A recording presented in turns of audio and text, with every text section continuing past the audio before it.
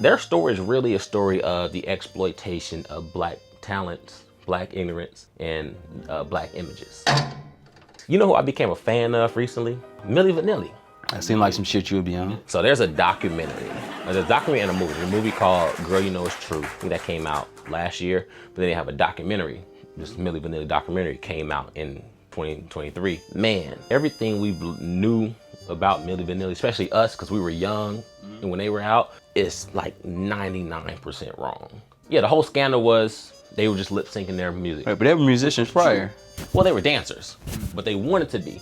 Their story is really a story of the exploitation of black talents, black ignorance, and black images. It was a German producer, Frank something. He was a pretty good producer. He had a group in the 70s called Bonnie M. It was a pretty big group. They had a couple hit songs. If I pull up some, you'll probably recognize some. Come to find out, that was really his first Milli Vanilli. He sang and produced all of the music. He sang it? He sang it. He just used them as the face of it. And they were lip syncing and stuff. So, you know, back in the 70s, there were no videos and nothing like that. So everything was done over a vocal track for TV and all that stuff. All he did with Milli Vanilli was really just duplicate that process. He found these two good looking young black boys that had like an image, put them in a position to become stars. He built them up. And when the whole scandal thing came out, he disappeared. Swag.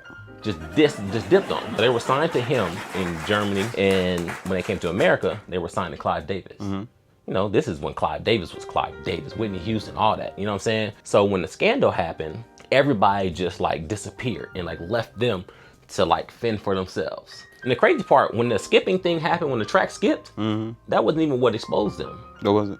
They won a Grammy. That's what exposed them. So there was an intern that was assigned to be their manager. And they were in a meeting one time and they were like, hey, you know, the Girl You Know It's True.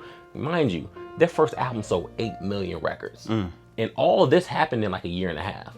Like Milli Vanilli's span was only like a year and a half. They were in a meeting one day and he was like, hey, I think Girl You Know It's True can win a Grammy. And everybody in the meeting was like, nah, don't worry about it. They're not gonna win. That's what the intern said? Yeah, the intern was like, cause he's there, he's with them every day. He's like, yo, we really got some traction. They're touring around the world. They're doing some crazy numbers. And everybody's like, nah. So he's thinking like, look, I'm just gonna do what's right for the company. I'm gonna submit them without nobody knowing, and you know, it's gonna look good on me. So he submitted them to The board. To the board. Then of course, the board wanted them to perform live. Crazy part, even though everybody knew they shouldn't win a Grammy. Why did you win the Grammy? Because that's gonna put them into a whole new level of superstar. Oh, okay. The guy's whole technique was, I'm gonna build you up and then you'll slowly fade away. And then I'll just replicate it with a new group of people. By them winning a Grammy, they're gonna be the biggest stars in the world. Crazy part, Clive Davis and Arista Records actually paid the Grammys to let Milli Vanilli sing over a backing track. Because the Grammys, you gotta sing live. It's like a rule. So they paid millions and millions of dollars for them to be able to sing over a backing track. So of course they win. It was some tough competition, but you could see everybody in the crowd looking at them like, we know y'all niggas is lip singing. Cherry Popper, it always hurts a little at first.